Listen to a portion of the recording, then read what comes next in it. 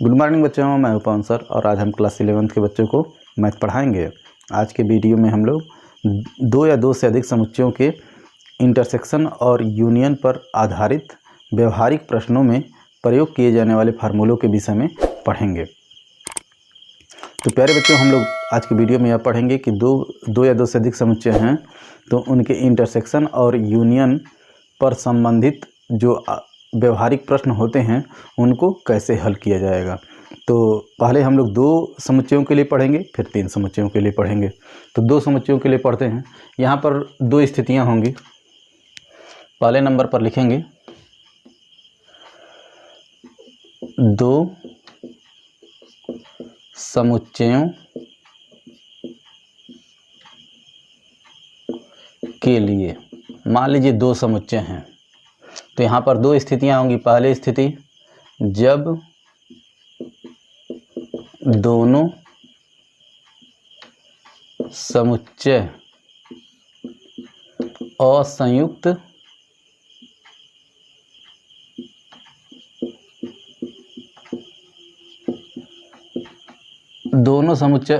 समुच्चय हैं। इसका मतलब क्या होगा, यानी कि दोनों जो सेट दिए गए हैं उनमें एक भी एलिमेंट कॉमन नहीं है। अर्थात सेट ए और सेट बी के लिए A intersection B is equal to 5। तब कैसे इसको समझा जाएगा, तो इसको हम लोग वेन डायग्राम से समझें तो बहुत अच्छी तरह समझ पाएंगे। यह मान लीजिए एक सेट है और इसके अंतर्गत दो सेट ए और बी दिए गए हैं। इसमें देख रहे हैं कोई भी एलिमेंट कॉमन नहीं है, तो हमारा A intersection B equal to 5 हो जाएगा। तब इस स्थिति में एन ए यूनियन बी क्या होगा। एन ए यूनियन बी का मतलब यह है, सेट ए यूनियन बी कोई सेट है तो उसमें कितने एलिमेंट, नंबर ऑफ एलिमेंट क्या होगा। तो यह हो जाएगा number of element of A plus number of element of B, यानी कि दोनों सेट में जो एलिमेंट होंगे उनके नंबर को ऐड कर दिया जाएगा तो हमको ए यूनियन बी मिल जाएगा। और बी वाली स्थिति, जब दोनों समुच्चय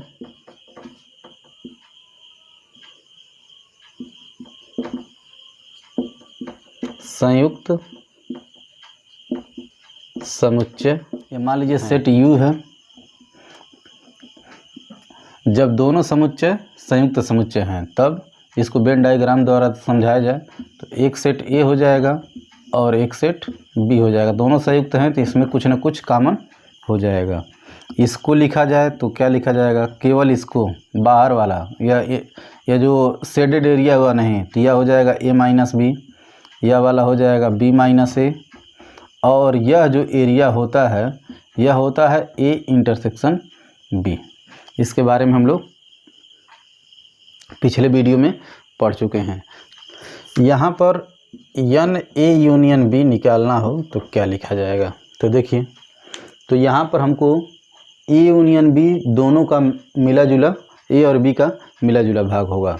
तो यहाँ से हम देख रहे हैं कि यह शेडेड एरिया और यह खाली एरिया और यह खाली वाला इम्पटी एरिया, यह तीन भागों में बट गया है। तो यदि तीनों भागों को आपस में ऐड कर दिया जाए तो हमको ए यूनियन बी मिल जाएगा। तो इसको लिखें, n A minus B plus n A intersection B plus N B minus. अब हमको इसको अब n A minus B, n A plus n A intersection B और एन बी माइनस ए के रूप में तो हम लोग लिखेंगे नहीं। अब हम लोग यहाँ पर ध्यान दें, एन ए माइनस बी, यह वाला एरिया जो हॉरिजॉन्टल शेडेड है यह एरिया, और एन ए इंटरसेक्शन बी मिल करके सेट ए हो जा रहा है। तो इन दोनों को हम लोग क्या करेंगे, लिखेंगे set N A plus N B minus A. अब हम लोग क्या करें, एन बी माइनस ए में यदि हम लोग एन ए इंटरसेक्शन बी जोड़ दें तो वह सेट एन बी हो जाएगा। तो यहाँ पर हम लोग क्या करेंगे, अपनी सुविधा के लिए ए इंटरसेक्शन बी को जोड़ेंगे और एन ए इंटरसेक्शन बी को घटा देंगे। तो जैसे यह शेडेड एरिया हॉरिजॉन्टल और यह क्रॉस शेड एरिया आप मिल करके एन ए हो गया, उसी तरह से यह इम्पटी एरिया जो सर्किल बी में है यानी कि बी माइनस ए और ए इंटरसेक्शन बी मिल करके एन बी हो जाएगा। तो n A number of element in A plus यह पूरा मिल करके number of element in B हो जाएगा और minus N A intersection B हो जाएगा। तो हमको एन ए यूनियन बी, तो दो समुच्चय यदि उनके बीच कोई एलिमेंट कॉमन है, दो समुच्चय यदि उनके बीच कोई एलिमेंट कॉमन है तो उनका यूनियन क्या होगा, n A union B is equal to number of element in A plus number of element in B minus number of element in A intersection B के बराबर हो जाएगा। अब इसी के प्रयोग से इसी पर आधारित कुछ और क्वेश्चन होते हैं, उनको कैसे हम लोग लगाएंगे। अब इसमें आएगा, क्वेश्चन पूछा जाता है विशेष स्थितियां करके लिखें, विशेष स्थितियां। पहला, केवल ए, केवल ए में अवयवों की संख्या, केवल ए में, तो कैसे इसको कैलकुलेट किया जाएगा। अब हम लोग थोड़ा सा जाना इसको।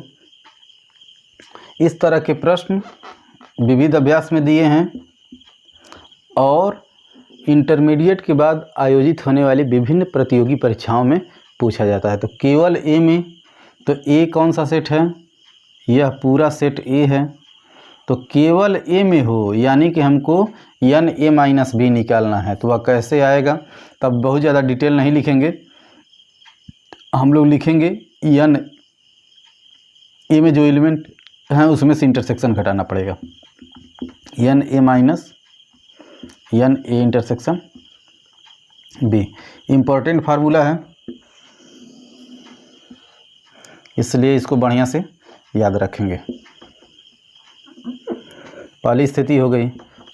इसी बात को एक तरह से और लिखा जाता है, केवल ए में अवयवों की संख्या, ए में, तो पूरे यूनियन में से क्या करें, बी को घटा दें, n A union B minus N B. तो देखिए बी के ए यूनियन बी मतलब यह दोनों सेट हो जाएगा और इसमें से बी के पूरे एलिमेंट को घटा दीजिएगा तो केवल ए में अवयवों की संख्या मिल जाएगी। तो यह दोनों फार्मूला याद रखेंगे। अब इसके बाद देखते हैं,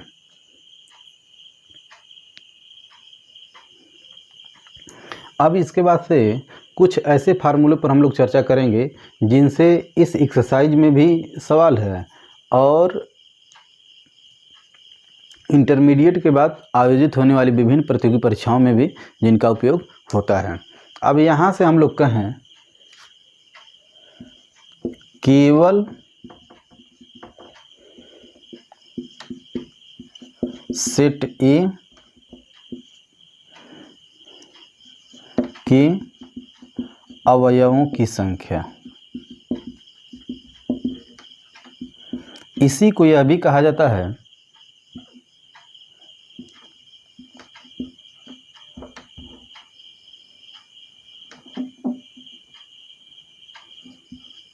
सेट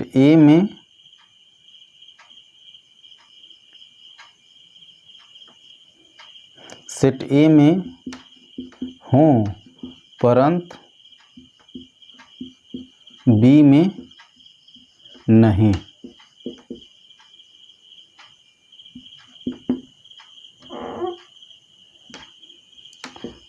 वाले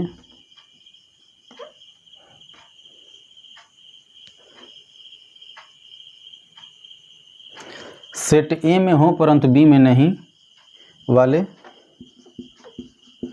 अवयवों की संख्या। कहने का मतलब यह है, इसको दो तरह से पूछता है, केवल सेट ए के अवयवों की संख्या और नहीं तो सेट ए में हो परंतु बी में नहीं हो ऐसे अवयवों की संख्या। तो यह क्या होता है, इसको क्या कहा जाएगा, सेट ए में हो परंतु बी में न हो। तो पिछले वीडियो में हम लोग पढ़े हैं, इसको दो समुच्चयों का अंतर a माइनस बी कहते हैं। तो इसको कह देंगे यन A minus B. N A minus B होता है, लेकिन यन ए माइनस बी तो लिखेंगे नहीं, वहाँ पर लिखा क्या जाता है, वहाँ पर दो तरह से लिखा जाता है। तो यन ए माइनस बी क्या होगा, सेट ए के अवयवों की संख्या में से यह जो इंटरसेक्शन है इसको घटाया जाता है। सेट ए के अवयवों की संख्या में से जो दोनों का इंटरसेक्शन है उसमें जितने अवयव आते हैं उसी को घटा दिया जाता है। एक तो यह हो गया। इसको एक तरीके से और लिखा जाता है, अब हमको मान लीजिए कुछ क्या क्या ज्ञात है, कंडीशन के हिसाब से इसको लिखा जाता है। यहाँ पर दोनों सेट के यूनियन में से क्या करें, सेट बी को ज्ञात कर घटा दें, सेट बी के नंबर ऑफ एलिमेंट को घटा दें तो हमको केवल सेट ए के अवयवों की संख्या प्राप्त हो जाएगी, बराबर N A union B minus N B. तो यह दो तरह से यह फार्मूले यूज होते हैं। यन ए माइनस बी तो कहा जाता है इसको लेकिन इसको N A minus N A intersection B पढ़ा जाता है, और इसी को दूसरे तरह से N A union B minus N B भी कहा जाता है। तो यह थोड़ा सा याद रखेंगे। अब हम लोग पढ़ेंगे न तो ए हो और न तो बी हो, उसको कैसे डिनोट किया जाएगा देखते हैं।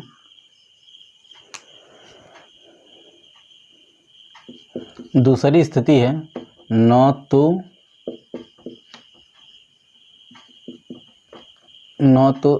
सेट ए और न तो सेट बी के अवयवों की संख्या। न तो ए में हो और न तो बी में हो। ए में नहीं होगा यानी कि ए डैश में होगा, और न तो बी में भी नहीं होगा यानी कि बी डैश में होगा, और बीच में और है तो इंटरसेक्शन। यह बराबर हो जाएगा यन ए डैश इंटरसेक्शन बी डैश। अब यन ए इंटरसेक्शन बी डैश को हम लोग क्या लिख सकते हैं, तो मोर्गन लॉ हम लोग पढ़े हैं। मोर्गन लॉ में बताया गया है यन ए डैश इंटरसेक्शन बी डैश। इसको क्या लिख सकते हैं, तो वेन डायग्राम से समझें इसको। यह ए है तो ए डैश क्या होगा, यह जितना, और यह बी है तो जितना यह बाहर का होगा यही सब ए डैश हो जाएगा, और बी डैश क्या होगा, बी के बाहर का हिस्सा। तो बी डैश को हम लोग हॉरिजॉन्टल लाइन से डिनोट कर दे रहे हैं इस तरह से। ए डैश में यह भी आ जाएगा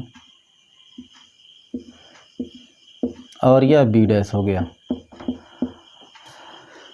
अब हमको निकालना है ए डैश इंटरसेक्शन बी डैश। ए डैश क्या है, हॉरिजॉन्टल लाइन वाला है, और बी डैश क्या है, वर्टिकल लाइन वाला है।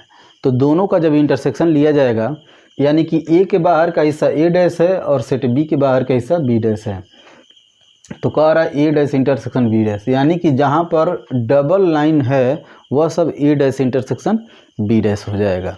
तो वह कैसे आएगा, सेट ए और सेट बी का जो यूनियन लेकर के उसका डैश निकालेंगे उसी के बराबर हो जाएगा, एन ए यूनियन बी का डैश। और किसी सेट का, जैसे मान लीजिए एन ए, हम लोग ए डैश निकालते हैं तो क्या लिखते हैं, यू माइनस ए, सेम यहीं पर यहाँ पर लिख दिया जाएगा। तो number of element in universal set minus number of element in A union B, यह हम लोग याद रखेंगे। एन ए डैश ये इंटरसेक्शन बी डैश की जगह पर हमको जब कभी भी आएगा वहाँ पर हम लोग लिखेंगे number of element in A dash intersection B dash, इसका मान होगा number of element in universal set minus number of element in A union B. अब इसकी सहायता से हम लोग जो भी प्रॉब्लम होंगे उनको सॉल्व कर लेंगे। अब इन प्रॉब्लम का यूज क्या कहीं और भी हो सकता है। इस फर्स्ट ईयर के बुक का अंतिम एक्सरसाइज है प्रायिकता, तो प्रायिकता में भी इसका यूज होता है, इसलिए बहुत ज़्यादा केयरफुली हम लोग ज्ञात करेंगे ऐसे अवयवों की संख्या जो केवल किसी एक सेट में उपस्थित हों। तो फिर से फिगर से बना करके ज़रा समझें, यह ए है और यह बी है। तो हमारे कहने का मतलब यह है ऐसे अवयवों की संख्या जो किसी एक सेट में उपस्थित हों। तो पहले लिख लें ऐसे अवयवों की संख्या जो एक सेट में उपस्थित हों। कौन से होंगे, तो ज़रा देखिए, इस केवल ए में उपस्थित संख्या क्या होगा, ए माइनस बी, और केवल बी में बी माइनस ए, और यह जो एलिमेंट होगा वह दोनों में होगा। तो वह कैसे आएगा, तो केवल ए में तो बराबर केवल ए के अवयवों की संख्या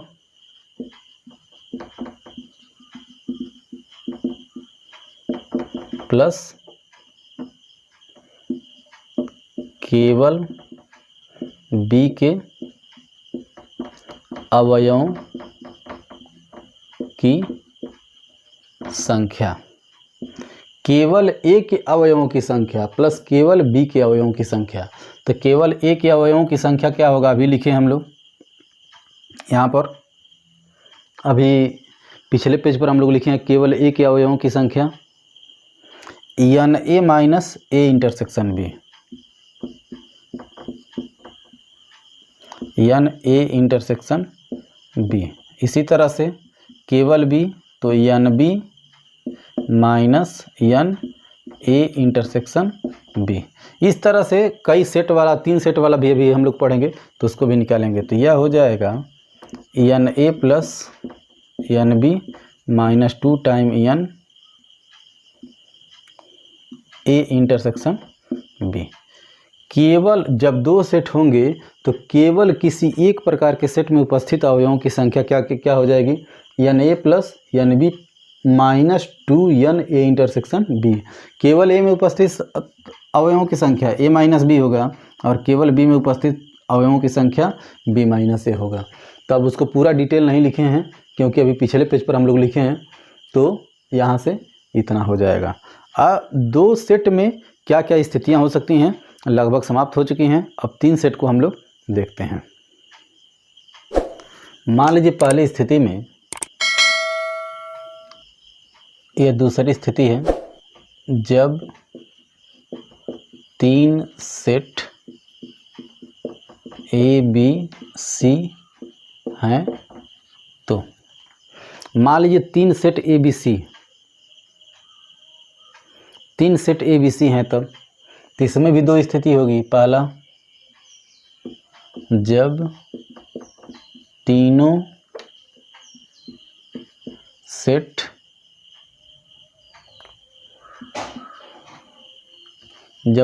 समुच्चय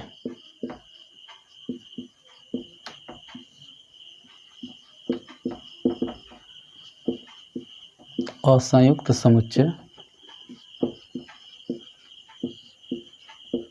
हैं। मान लीजिए तीनों सेट असंयुक्त समुच्चय हैं, तब क्या होगा? यहाँ से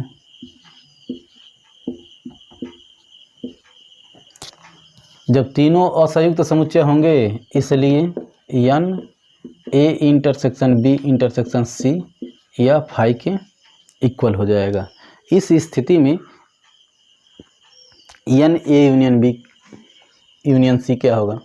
n a union b union c, यानी कि तीनों सेट का यूनियन क्या होगा?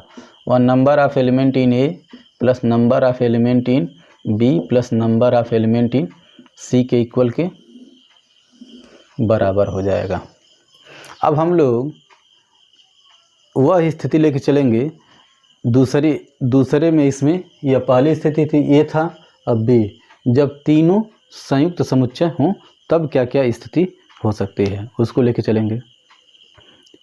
एक बात ध्यान में रखेंगे प्यारे बच्चों, जब ऐसी स्थिति रहेगी तो यहाँ पर केवल यही भरी स्थिति होगी और कोई स्थिति नहीं होगी। जो विशेष स्थितियाँ हम लोग पढ़ रहे हैं वह दूसरी स्थिति के लिए पढ़ रहे हैं।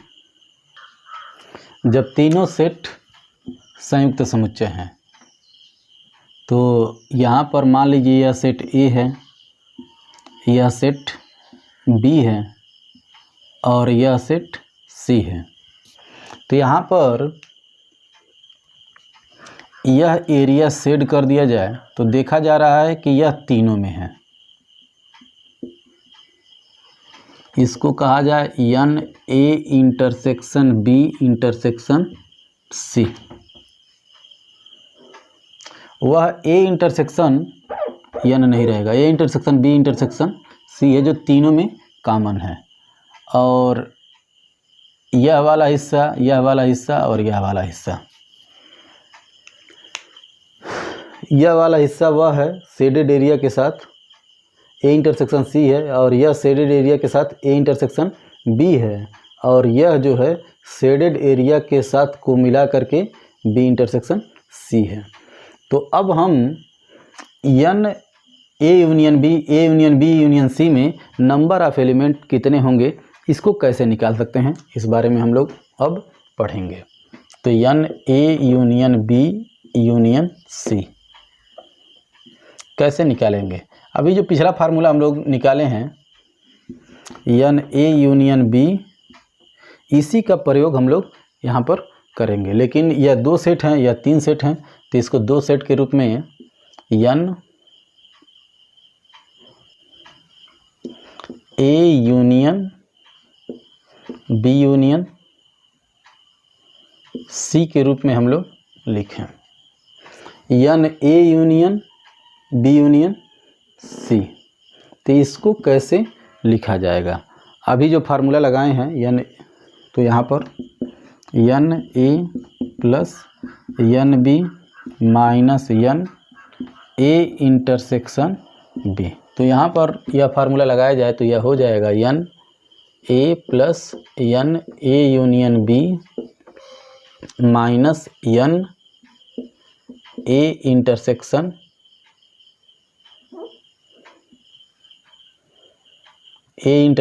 b union c। अब इसको कैसे कैसे सॉल्व किया जाएगा? अब यहाँ पर इसको तो n a ही लिखेंगे। अब इसको क्या करें, यह वाला फार्मूला यहाँ पर लगाएं, plus n b plus n c minus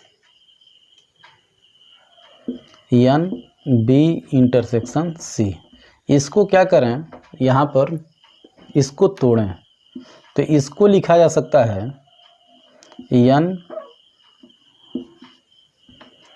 a intersection b union a intersection c।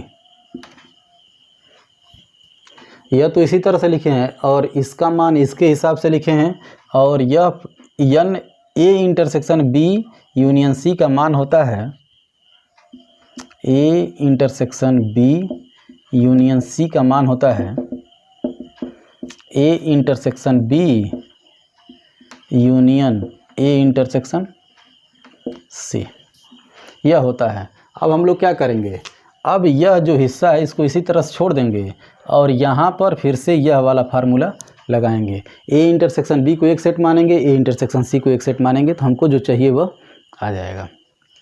तो यहाँ से क्या क्या बचेगा, N A union B union C बराबर N A plus N B plus N C minus N B intersection C, और यहाँ पर यह माइनस लगा देंगे और इसको पहला सेट मानेंगे, तो इसके हिसाब से n A intersection B plus n A intersection C minus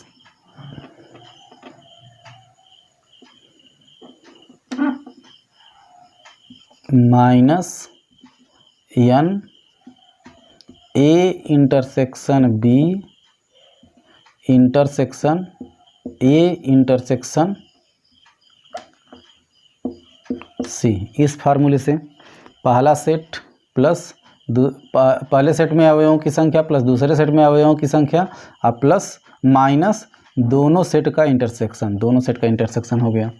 अब हम लोग क्या करेंगे, N A union B union C बराबर N A plus N B plus N C minus N B intersection C, या ब्रैकेट तोड़ दें, minus N A intersection B minus N A intersection C, और यह प्लस हो जाएगा, minus चिन्ह बदल जाएगा, प्लस एन, और यहाँ पर देखें ए का इंटरसेक्शन बी के साथ और ए इंटरसेक्शन सी का इंटरसेक्शन है, इसका मान होता है A intersection B intersection C. तो यहाँ पर लिख देंगे, चूँकि A intersection B intersection A intersection C बराबर A intersection B intersection C, A intersection B intersection A intersection C, A का इंटरसेक्शन बी के साथ और ए के साथ सी का इंटरसेक्शन है, पूरे का इंटरसेक्शन लेंगे तो यह A intersection B intersection C के बराबर हो जाएगा। अब इसको सीरियल से लिख लें ज़रा, जो हमारा फार्मूला आ रहा है, n A union B union C बराबर क्या हो जाएगा, n A plus N B plus N C minus N A intersection B minus N B intersection C minus N A intersection C लिखें चाहे सी इंटरसेक्शन ए लिखें, बात बराबर है, plus n A intersection B intersection C. यह हमारा final formula हो जाएगा। कैसे याद करेंगे, तीनों सेट का यूनियन में नंबर ऑफ एलिमेंट क्या होगा, पहले सेट में अवयव की संख्या प्लस दूसरे सेट में एलिमेंट की संख्या तीसरे सेट में एलिमेंट की संख्या माइनस पहले और दूसरे सेट में सेट के इंटरसेक्शन में एलिमेंट की संख्या माइनस दूसरे और तीसरे सेट में एलिमेंट की संख्या माइनस पहले और तीसरे सेट में के इंटरसेक्शन में एलिमेंट की संख्या प्लस तीनों सेट के इंटरसेक्शन में अवयवों की संख्या। अब हम लोग विशेष स्थितियां पढ़ेंगे। अब हम लोग जो दूसरी स्थिति पढ़े हैं, जब ए बी सी संयुक्त समुच्चय हैं तब क्या क्या स्थितियां हो सकती हैं। मान लीजिए यह तीन सेट हैं, वेन डायग्राम से इसको समझा जाए तो आसानी से समझेंगे।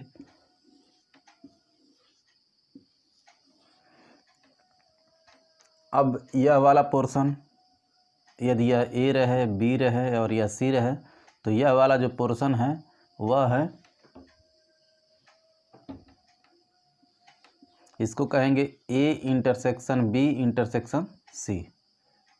यह पूरा जो कलर्ड है, यह वाला हिस्सा ए इंटरसेक्शन बी है, यह वाला हिस्सा ए इंटरसेक्शन सी है, और यह वाला जो हिस्सा है बी इंटरसेक्शन सी है। अब इस तरह से हम लोग निकालें केवल ए में उपस्थित एलिमेंट का नंबर। केवल ए में कितने एलिमेंट हैं, तो केवल ए में यही एलिमेंट होंगे, जो शेडेड एरिया है यही भर ए में एलिमेंट होंगे। इसी तरह से ए में, बी में और सी में निकाला जाए तो कैसे निकलेगा। तो प्यारे बच्चों देखें क्या क्या करेंगे। ए में से क्या करें, ए इंटरसेक्शन बी घटा दें और ए इंटरसेक्शन बार तो घटाएंगे तो ठीक है, लेकिन हर बार घटाने की प्रक्रिया में यह जो अंदर वाला शेडेड एरिया है यह वाला हर बार घट रहा है।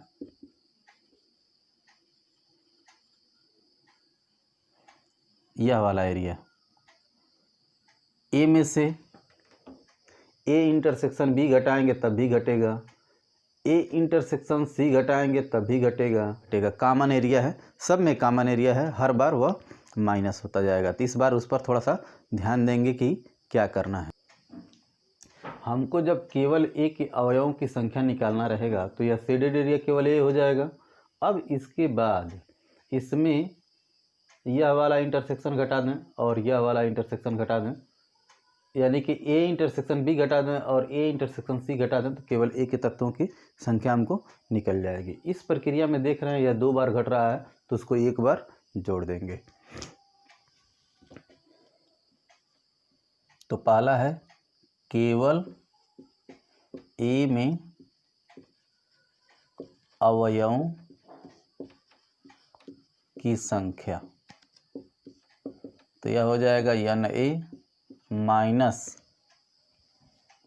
N A intersection B. इसमें से यह कॉमन वाला घटा देंगे, फिर minus N A intersection C. अब इस प्रक्रिया में यह 2 बार घट गया तो 1 बार उसको जोड़ दिया जाएगा, plus n A intersection B intersection C. यह वाला जो पोर्शन है 2 बार घट रहा है, तो किसी चीज़ में हम एक ही बार घटा सकते हैं, 2 बार घटा नहीं सकते हैं। तो 2 बार घटा रहे हैं तो 1 बार हम लोग जोड़ देंगे। यह हमारा फार्मूला हो जाएगा। इम्पोर्टेंट फार्मूला है, इसको याद रखेंगे। इसी तरह से केवल बी में अवयवों की संख्या निकालेंगे, केवल सी में अवयवों की संख्या हम लोग निकाल लेंगे। अब हमको निकालना है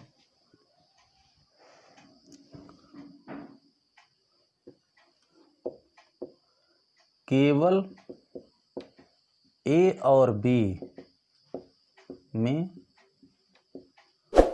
अवयवों की संख्या। जो ए और बी में अवयव हों उसको कैसे निकाला जाएगा। इसका मतलब यह है हमको निकालना है N A intersection B intersection C dash. A B चाहिए लेकिन सी डैश नहीं चाहिए। तो यह कैसे आएगा, हमको इसके इंटरसेक्शन में से, जैसे पिछले सवाल में अभी थोड़ी देर पहले पढ़े हम लोग, केवल ए में अवयवों की संख्या, तो ये कैसे निकाले हैं, N A minus N A intersection B. तो इसी तरह से यहाँ पर निकाल दें N A intersection B minus N A intersection B intersection C. यह हमारा फार्मूला हो जाएगा। केवल ए और बी में अवयवों की संख्या में से केवल ए और बी के अवयवों का संख्या यह जिसमें ए और बी के हों, लेकिन यह पोर्शन इसमें सी के हैं। अब इस शेडेड एरिया में देखें जो हॉरिजॉन्टल जो वर्टिकल बनाया जा रहा है, इसमें ए और बी के एलिमेंट केवल उपस्थित हैं और इसमें से जो सी के भी एलिमेंट कॉमन थे वह बाहर निकल गए। इस तरह से इसको निकाला जाएगा। तो यह बात थोड़ा ध्यान से पढ़ेंगे, इम्पोर्टेंट फार्मूले हैं और इस क्लास में भी फर्स्ट ईयर में भी यूज होगा और आगे प्रतियोगी परीक्षाओं में भी यूज होगा। इसलिए इसको बहुत ध्यानपूर्वक पढ़ेंगे कि कैसे किसको निकाला जा रहा है। इसी प्रकार बी और सी के अवयवों की संख्या निकालने के लिए बी और सी के इंटरसेक्शन में से तीनों का इंटरसेक्शन घटा देंगे। ए और सी के अवयवों की संख्या निकालने के लिए ए और सी के इंटरसेक्शन में से तीनों का इंटरसेक्शन घटा देंगे। यह इंटरसेक्शन में क्रम चेंज होगा, उससे कोई फर्क नहीं पड़ेगा, वह इंटरसेक्शन सेम ही आएगा। यानी कि A intersection B intersection C कहा जाए या तो C intersection B intersection A कहा जाए, तीनों का मतलब एक ही है। अब नेक्स्ट देखते हैं। अब हमें केवल एक सेट में उपस्थित अवयवों की संख्या निकालना। तीसरा नंबर का जो फार्मूला आएगा, केवल एक सेट में उपस्थित अवयवों की संख्या। इसका मतलब क्या है? एक सेट में, यानी कि यह हॉरिजॉन्टल शेडेड एरिया और यह बी का जो इम्पटी एरिया है और यह सी का जो बाहर वाला एरिया है, इसमें कितने एलिमेंट होंगे, वह तीनों के एलिमेंट को जोड़ा जाएगा। तभी हम लोग निकाले हैं। तब लिखेंगे केवल ए के अवयवों की संख्या प्लस केवल बी के अवयवों की संख्या प्लस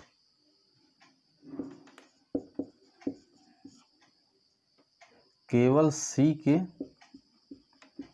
अवयवों की संख्या। यानी कि केवल ए में जो अवयव हैं प्लस केवल बी में अवयव हैं प्लस केवल सी में अवयव। तो केवल ए में अवयवों की संख्या भी लिखे हैं, n A plus n A minus N A intersection B minus N A intersection C plus n A intersection B intersection C. यह थोड़ा सा लंबा प्रोसेस है, इसलिए थोड़ा सा छोटा छोटा लिख रहे हैं, इसको समझेंगे ध्यान से। अब केवल बी में इसी तरह से लिखें, केवल बी में n B plus N B minus N A intersection B minus N B intersection C plus n A intersection B intersection C. अब एन सी में n C minus N A intersection C minus N B intersection C plus n A intersection B intersection C इन सबको जोड़ दिया जाए तो हमारा answer आ जाएगा। तो यहाँ पर जोड़ने पर हम देख रहे हैं n A plus N B plus N C. अब उसके बाद से जितने भी इंटरसेक्शन वाले सेट हैं सब दो दो बार आए हैं। 2 time n A intersection B minus 2 time n B intersection C minus 2 n A intersection C plus यह 3 टाइम यह आया है 3 time n A intersection B intersection C. यह 3 टाइम आया है, तो इसको थोड़ा सा ध्यान में रखेंगे। यही हमारा फाइनल फार्मूला हो जाएगा। केवल सेट एक सेट में उपस्थित अवयवों की संख्या होगा n A plus N B plus N C minus 2 n A intersection B minus 2 n B intersection C minus 2 n A intersection C plus 3 n A intersection B intersection C. यह थोड़ा सा ध्यान में रखेंगे। अब इसके बाद से अगला टॉपिक हमारा आएगा इसी में कि न तो ए में उपस्थित हो, न तो बी में उपस्थित हो, न तो सी में उपस्थित हो, ऐसे अवयवों की संख्या जो तीनों सेट में उपस्थित न हो, वह कैसे निकलेगा? आइए देखते हैं। ऐसे अवयवों की संख्या जो किसी सेट में उपस्थित न हो।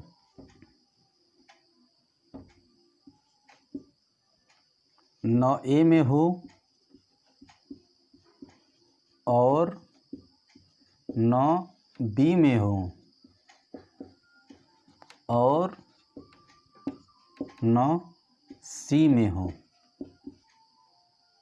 तब ये कैसे निकलेगा, बीच में और है यानी कि ए में नहीं होगा, यानी कि ए डैश में होगा, और है तो इंटरसेक्शन, बी में नहीं है तो बी डैश में होगा, और सी में नहीं है तो सी डैश में होगा। अब इसको क्या लिख सकते हैं,